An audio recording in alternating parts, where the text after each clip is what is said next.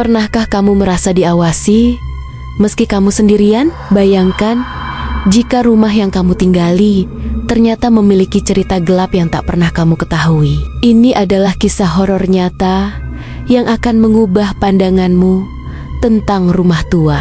Di sebuah desa terpencil, ada rumah tua yang sudah lama ditinggalkan. Semua orang di sekitar desa mengatakan bahwa rumah itu angker, namun tak ada yang berani membuktikannya. Suatu hari, seorang pemuda bernama Riko memutuskan untuk menginap di sana, hanya untuk membuktikan bahwa cerita-cerita itu hanyalah mitos. Malam pertama di rumah itu, Riko merasa ada yang aneh. Suara langkah kaki terdengar jelas, padahal ia tahu tidak ada orang lain di dalam rumah itu. Ketika ia mengecek, tak ada siapapun. Ia hanya tertawa kecil, menganggap itu hanya halusinasi. Namun, saat ia menutup pintu, suara pintu yang terbuka sendiri kembali terdengar. Perlahan, ketakutan mulai merayap. Keesokan harinya, Riko menemukan sebuah buku tua di sudut ruang tamu yang berdebu.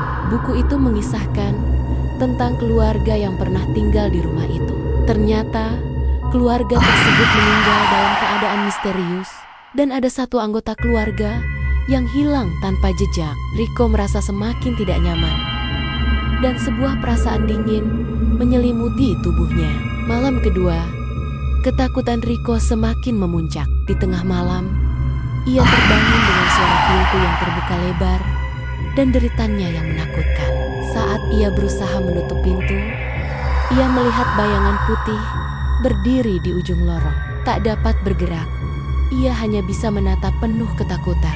Bayangan itu kemudian melayang mendekat dengan mata yang kosong dan suara tangisan yang terdengar sayu.